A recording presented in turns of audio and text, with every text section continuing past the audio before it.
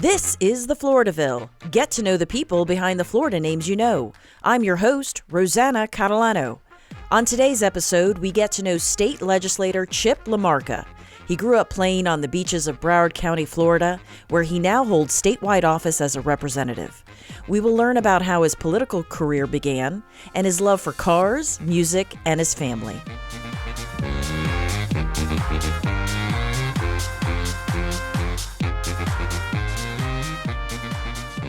We're in Florida's capital city, and our guest today is State Representative Chip LaMarca. Welcome to the show. Good to be here. You were first elected to the State House of Representatives in 2018. Tell us who you represent. So I represent coastal northeast Broward County, from the county line north in Deerfield Beach down to Port Everglades, about 3/4 of Broward's beaches, and all are parts of 9 cities. Prior to getting involved in government at the state level, you had been involved in local politics. Tell us about your very first political campaign and what office you ran for. So the first political campaign for me was for the city of Lighthouse Point City Commission, and it was in 2005. Took on an incumbent and had a 3-way race, and we came out of it and served the city of Lighthouse Point for 2 terms. What is the role of a city commissioner, and what kind of issues do you handle? So as the city commissioner in Lighthouse Point, we were a city of 11,000 people, 2.5 square miles, but we were unique to the fact that we had our own police department, fire department, library, pretty self-sufficient. Issues there are really your potholes, local issues, garbage pickup, waterways, very waterfront community, so a lot of the waterway issues. But it's the closest government to the people, and people will show up at the city commission meetings and speak their mind. If there's an issue that they want you to be working on, we'll find out really quickly. Plus, you'll see them when you're walking the dog and going to the grocery store. So like you said, you represented Lighthouse Point, which is a city that has a special place in my heart because I grew up in the area and many of my childhood friends lived in Lighthouse Point. In fact, my neighbor growing up was the captain of the Lighthouse Point Police Department, Don Pigman. For people unfamiliar with the area in Florida, can you describe it? So Lighthouse Point's a very special place. As I mentioned, very small community in between Pompano Beach and Deerfield Beach, 2.5 square miles, but mostly along the waterfront at the Hillsborough Inlet. But unique to that area, we've got, as I mentioned, the district, 9 municipalities, a lot of them coastal, dealing with issues of tourism, beach issues. Clearly, environmental and sea level rise issues are important to me and important to our district. But I would say that the northeast section of Broward County is maybe one of the best places in the state to live. Very family-friendly residential communities, as well as quite a bit of nightlife along the Fort Lauderdale Strip and downtown Fort Lauderdale. So we kind of have a little bit of everything. You're making me a tad homesick just describing that. Me too. After serving on the Lighthouse Point City Commission, you became a Broward County Commissioner. Broward County is a very diverse and populous county in Florida. Can you share with us what the transition was like to go from being a city commissioner to a county commissioner?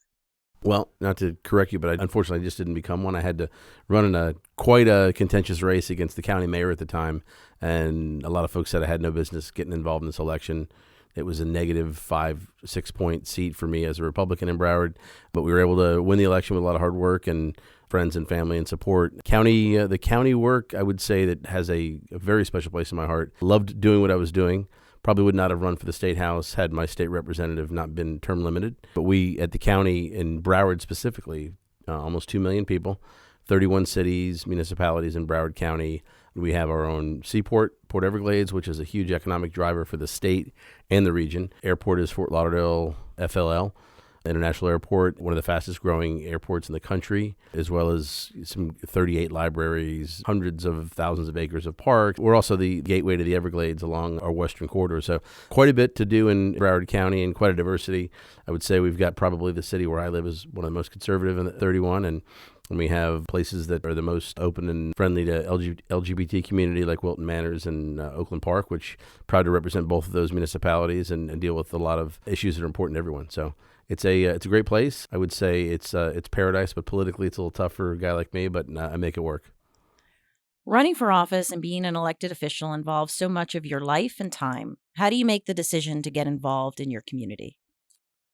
Well, in my case, you make it with your spouse, my wife, Eileen, and I had helped on some other campaigns in Lighthouse Point. Went to a lot of commission meetings, kept on the issues that were important at the time, done some committees, a visioning committee for 2000, a couple other things, planning and zoning, code enforcement, those fun type of things. But ultimately, you make that decision with those around you who are going to work and help keep you in office and help you get elected, because if you don't, I've seen too many cases where the family's not willing to make those sacrifices. And certainly when you get to this point here in Tallahassee and you live 450 miles away, it gets difficult. So you do it with family and you do it with friends that are willing to support you and make sure they understand why you're doing what you're doing to serve the public. We are currently in the middle of your second legislative session. Legislative session lasts for 60 days every year in Tallahassee. For listeners unfamiliar with the legislative process, can you describe what a typical week during session is like for you with regards to meetings and travel? Sure. We always say legislative session is 60 days, as it is. However, there are 6 weeks prior to that, which take all our parts of 2 or 3 months leading up to it. And this year it was early. So the committee week started in September, October, November, December.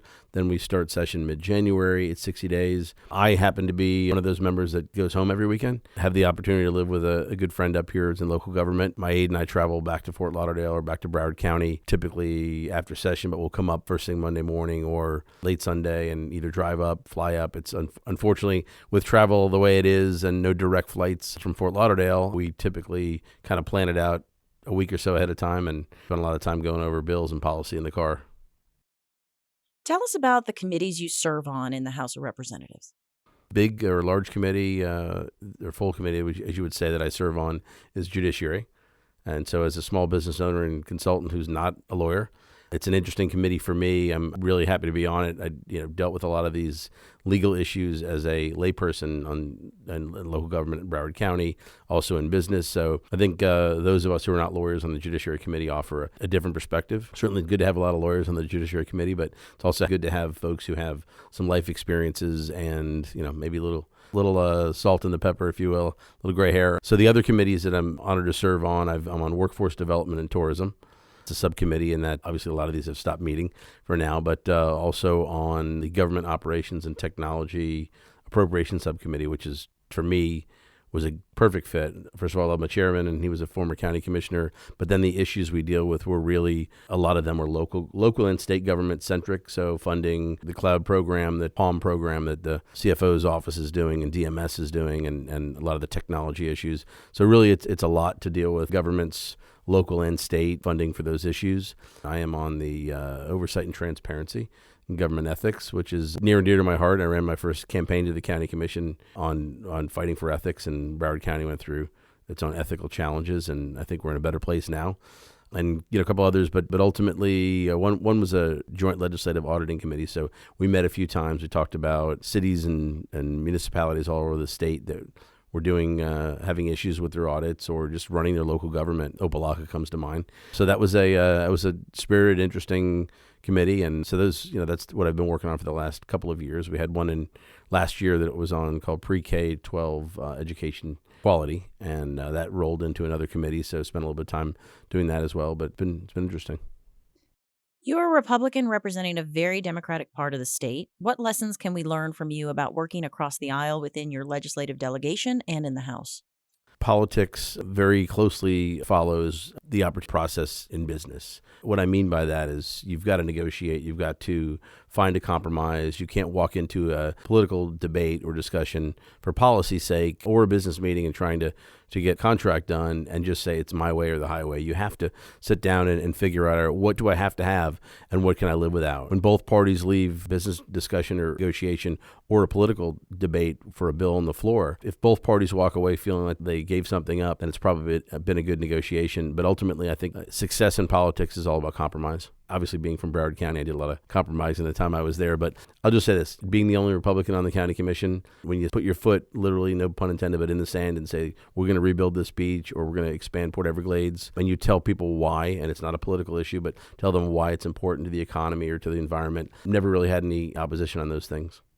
Like many Floridians, you were not born here. Tell us where you were born and when you moved to the Sunshine State. So I was born in Winchester, Massachusetts, which is just outside of Boston, about 7 or 8 miles outside of Boston. My father passed away when I was 1 year old. My brother was 3. So we were up there for another couple of years. So when I was 3 years old, my mom decided to move down to South Florida, actually Wilton Manors, Fort Lauderdale area. That's because we had one relative down here. I think everybody comes to Florida for that one relative, or that's kind of how it starts. Now everybody lives down there. So I moved there at 3, growing up, I still considered myself a Bostonian, rooted for the Sox, the Celtics, and the Bruins, and not the local teams. Just something in the culture or heritage. I think being Italian from the Northeast, you go back to the roots. As I've gotten older, I moved away to go to college back in Boston, initially back in '86, and couldn't wait to come home. And at that point, I realized that Florida was my home, and considered myself a Floridian. What was your home life like growing up? So a mother and two wild young baby boys, ultimately the young troublemakers having a good time. We had a great life. My brother and I surfed, and we did a lot of things in and around the beach area, which I now get to represent. So when I mention to people, I literally grew up on these beaches. We would go to the beach at 7 a.m. and have a box of cereal and get into the water and go surfing, and we wouldn't leave until the sun was going down. So whether it was outdoor sports, baseball, skateboarding, you name it, anything that we did was outdoors. And maybe we took it for granted that all parents, and in our case, just single mother, took us everywhere, went and did everything, whether it was to baseball, she'd be in the stands, or whether it was going to the beach in Sebastian where we could find some waves. It was a good life. How would you describe yourself as a child? Were you outgoing? Absolutely. I would say that somewhere along the way, I went from trying maybe to try to get a little of attention, bit of a class clown, and then ultimately trying to use some of those maybe things as you're an energetic young kid. Matter of fact, my third grade teacher is still a constituent, and I presented her with an award when I was in the county commission. And it was interesting. My wife was there, and I said, well, tell her how bad of a student I was. Not academically. I did fairly well that way, and she said, no, you just had a lot of energy. So trying to transform that energy into positive uses, I think, has been something that as we get older, we can use our God-given talents, if you will, for good and do some good things with them. So I wasn't typically the first person out of the gate, but I was probably in the top 2 or 3. That must have been very gratifying to be able to reward your third grade teacher. It was awesome. I've stayed in contact with my second, third, and 5th grade teachers, and also a couple of high school teachers. One was had the same nickname as me. So when I bring yard signs that say Chip on them, he gets to tell his grandkids that that's him. But no, it was what was cool about that is we were asked as county commissioners for the Commission on the Status of Women to award a female person that's been significant in your life with this award. It was called the Shiro Award, and some of the members of the commission awarded other elected officials, people who are famous, and the purpose of the award was to find somebody who probably is not typically displaying a wall full of trophies and awards and all that, but has contributed to people's lives. And, so it was really cool to be able to recognize her for that. And then she shared with me that she was a staunch Democrat, but she always voted for me. So if we can pick a few off here and there, that's good stuff. I love that story. But she's awesome. There are a lot of high schools in Broward County. What high school did you attend? I attended Northeast High School, the Fighting Hurricanes. Or just the Hurricanes, but, we did fight. What extracurricular activities were you involved in high school? You mentioned baseball. Did you do that in high school? No. My brother and I both swam at Pinecrest on an AAU team, the Swimming Hall of Fame in Fort Lauderdale, and then we played a little baseball as like Little League. We both really got into surfing, sports. We loved the water, anything we can do there. But extracurricular, I would say really music was something that I was very serious about. Played in middle school, jazz and concert band, and also in high school, marched 4 years on the drum line. I was a percussionist, and played a little rock and roll guitar for about 10 years, and thought that's what I want to do with my life, get into music. Applied to and got accepted to Berklee Conservatory, which would have been symphonic percussion, concert band, basically traveling around with a symphony, and thought that would be too chancy as far as income. Decided at the time I wanted to do automotive design, and the market had fallen apart. So I think the music might have actually been a steadier career path. But either way, love music, and that was kind of a big part of my extracurricular. Do you still play? I'm in transition to getting a electronic set that my wife wouldn't have to hear. My brother does, so when I visit him in Georgia, I'll have fun doing that. But it's one of those skills you can get back on like riding a bike, whereas the guitar is not. But drums, you can, we all play the drums in our car, right? Yes. Steering wheel, whatever. I put my cello down for 30 years, and now I'm actually back taking cello lessons. It's hard to pick it back up. It's very hard. Yeah. My hands hurt. I still have a guitar, but I can't do anything with it. I've had the privilege of meeting your wife. Tell us about your wife and how you both met. So my wife is, I give her about 51% of my vote credit.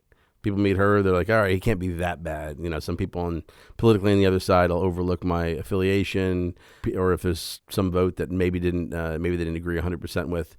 She kind of catches me up on people's radar as far as being, well, I can't be that bad of a guy. One of two daughters of Cuban immigrants who came here in 1961, right straight to Pompano Beach, not to Miami or Hialeah. She's fantastic. She and I met at the time it was a sports bar called Crocco's, and it was in Fort Lauderdale. It's now another establishment, but we met in May 31st of 1991, and I got married in 95. Where did you attend college and what was your major? So I started going to college at Boston University, College of Engineering. It was quite expensive, but I got in and I said, well, I didn't work hard enough in high school because I was surfing too much to go or playing music to go to MIT. So just across the river, I wanted to do automotive design. I probably at that time, with a little bit of guidance at the high school level, probably should have been an industrial design school. Ultimately got a half scholarship. It would have been starting my second year. The fiscal on it was just too much. My brother was home, helped my mom with the house and stuff. So I came back. One of the skills that I picked up in middle and high school was drafting. Did some internships up in Boston for Honeywell and some other companies, and ultimately came back, took full-time work in the daytime, to Broward College at night, and then went to FAU at night, and ultimately engineering went into information systems and started my career path thanks to that skill set of drafting. Ended up doing computer-aided drafting, which I just found out a few weeks ago and talking to the CFO, Jimmy Petronis, that he also did similar skill in that time of his life. So it was something that got me employed, got me started when I got out of school. That was kind of what I did, and ultimately got into construction, environmental side, and then ultimately petroleum construction, and started my own business in 2006. So your major starts you, but you don't always end up there. Tell us about the business that you have now.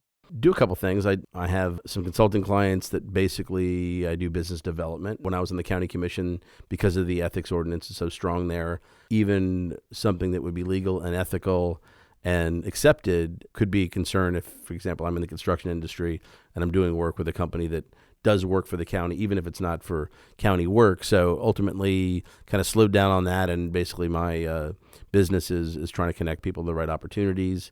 I also do business development for Kaiser University there in Fort Lauderdale. From your very first job, what lessons did you learn that are still applicable now? So my very first job was at Publix in Pompano Beach. And even though I had to ride my bike a couple miles to get to Publix, my mom insisted that my shirt be pressed and that, I have my tie and everything. I'm sweating in the sun getting there. But, there was always like a little old lady or an older gentleman that would say, wow, your shirt's so nicely pressed. So I think showing up and looking the part, being on time, those are things that you have to understand. And also looking at people when you speak with them, look them in the eye, shake their hand, do all those things, those soft skills that doesn't seem like some of the newer generation is doing. We didn't have cell phones, so we weren't constantly texting. Get on the telephone and landline and sit there for an hour and talk to your friends. But I think the obvious things, just do the right thing, look at people in the eye, shake their hand, tell the truth, show up on time, and those type of things. Getting back to your current work at the legislature, what do you hope to accomplish for the constituents in your district? I have an awesome responsibility, and the reason why I ran for this seat was that in Broward County, we have 19 members of the Broward delegation, House and Senate. We have saved for one other member who has a tiny bit of Southwest Broward. I'm the only person on the other side of the aisle who's elected in Broward County. So it's not so much a political statement as it is we need somebody representing us in the majority. And so I think some of my responsibilities are with Broward human services issues for the county, affordable housing issues, environmental issues. I have specific goals that policy bills that I'm working on. But at the same time, we've got to make sure that we remember we represent a couple 100,000 people in the county. But ultimately in my role, I look at it as really that I represent the entire county and making sure that arts funding, libraries, things that, typically maybe Republicans aren't specifically looking at, but that I'm making sure I'm looking out for the rest of my county. We like to end our show with a little bit of fun by asking all of our guests the same 7 questions. What would people be surprised to know about you? That I played drums in a heavy metal band. I'm waiting for you to start your band up. When you have guests in town, where is your favorite place to take them? Well, typically, if they're not from here, we want to take them for a drive down our beautiful beaches, whether it's Deerfield, Hillsborough, Sea Ranch Lakes, Lauderdale by the Sea, Fort Lauderdale, or Pompano Beach. Those are the ones on the coast. Then we have a couple restaurants right near in our community, the Naughty Dog, which is there at the marina by the Hillsborough Inlet, Papa's Raw Bar, Cafe Max. There's a lot of great places to take people to, but you want to take them to someplace that has a view of the water. What is the name of a book you recently read that you could not put down, or the name of a show you enjoyed binge watching? Well, I just binge watched, got caught up in the last few years of the circus.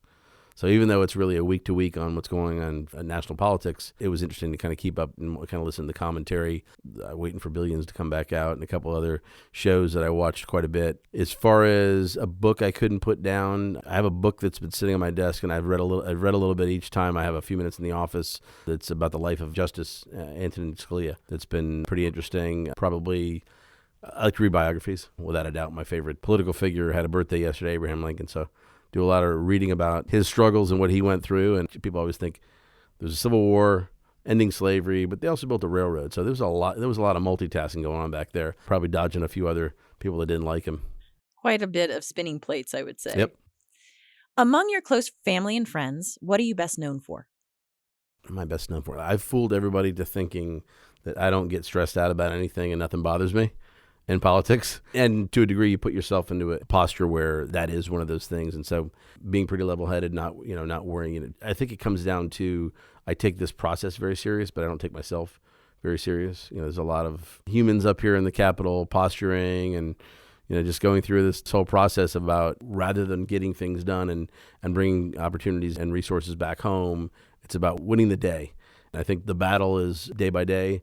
But the real struggle or the war is a long-range plan, and whether it's the 2 years or 8 years that we were allowed to serve up here if we get reelected every time, I think that's the thing that people need to look at. I mean, use your time wisely. Don't burn bridges. Don't challenge relationships that cost you something later on as far as knowing folks that you look back on. If you have a nickname, who gave it to you? So, obviously, nickname is Chip. I prefer that, even though Jeb said it's fine to do it with an exclamation point. So my mom gave me the nickname Chip. When I was younger, everybody named Charles from the Northeast would either be Chuck or Charlie, and neither of those took. So Chip, I've always been known as Chip. Matter of fact, my 12th grade history teacher had the same first name, as I had mentioned, and a 4th grade teacher said, no, you need to use your real name, Charles. Nobody's going to take you seriously. And then I realized if people can use the name Jeb or Chip, you name it, it's done well on signs, and my mom gave it to me. If you knew you could not fail, what would you attempt? If you knew you could not fail, what would you attempt? I think the whole possibility of failing is why we keep trying and attempting things. If I knew I couldn't fail, I would probably follow my first path, figure out how to get into one of the big three or import automakers and design the next great car. What are the top 3 things you love? Or go on tour. I was waiting for you. I'm like, you're going to start that band. I know it. It's coming. What are the top 3 things you love about living in Florida? Top 3 things. Well, it's not the humidity. But with air conditioning, everything is a lot easier than warming up out in the winter places. So the top 3 things, clearly the weather, the outdoors, the fact that we have 305 days of sunshine, that coupled with the beautiful environment, especially along the coast. You can stop what you're doing. If you're in the office, take a lunch break, go to the beach. You can do a lot of things in the outdoors. We also have amazing environmental attractions, whether it's going out to the Everglades or going up to some of the other waterways and estuaries. But I think when you think about why we're here for the great fiscal climate and all that good stuff that we're trying to make happen up here in Tallahassee. But I think everybody comes down here for the weather, whether it's boating or just being outdoors. I think those are the things that we're here for. Representative LaMarca, it's been an absolute pleasure speaking with you today. Thank you. You as well.